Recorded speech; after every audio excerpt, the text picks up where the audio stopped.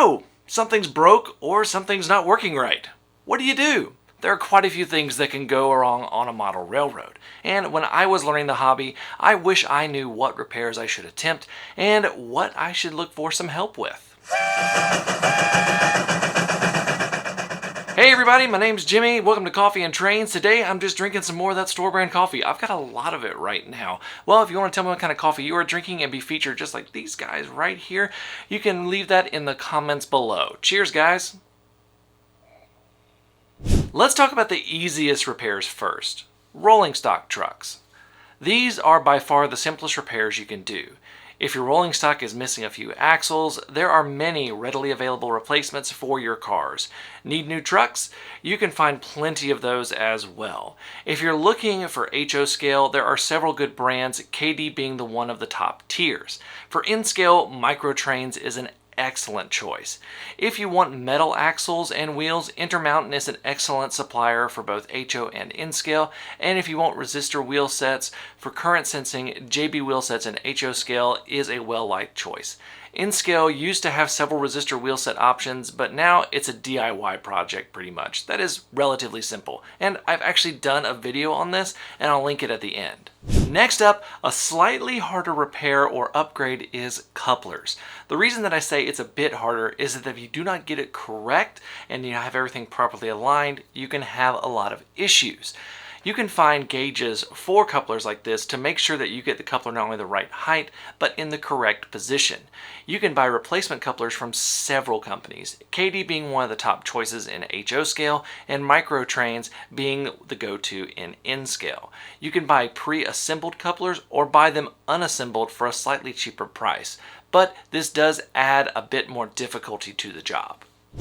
I consider anything that requires direct work on the locomotive to be a mid-level of the should I repair it scale. This is because not only are locomotives expensive, but they mostly have proprietary parts, so you have to know which parts you are getting.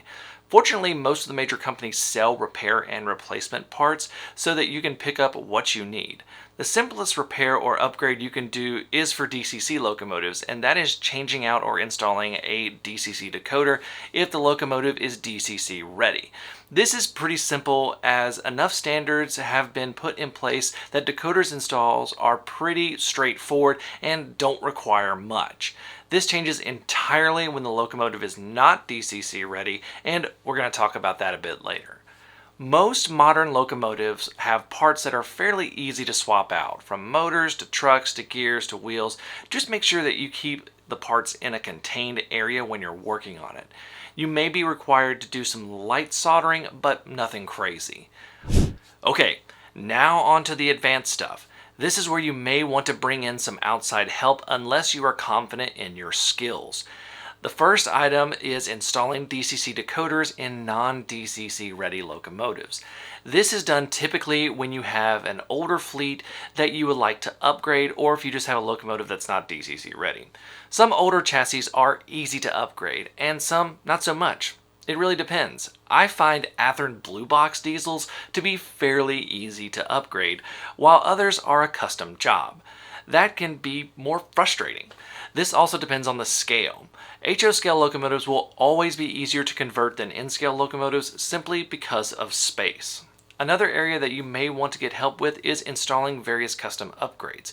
This could include installing speakers, especially in N-scale for those sound features, and additional features such as custom lighting, think about ditch lights and things like that.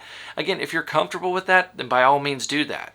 An area that I would absolutely request help is anything electronic from a company. Think of things like DCC systems. There are some very expensive DCC systems out there, and a lot of the components are proprietary parts. If I had an off-the-shelf DCC system, I would definitely send it to be repaired if it broke.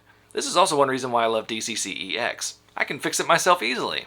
I would love to hear what else you have found to be easy and difficult to repair, plus tips and tricks for repairs that you have done. You can leave that in the comments below. Until next time, I'm Jimmy from the DIY and Digital. Stay safe, be kind, drink some coffee, and happy railroading.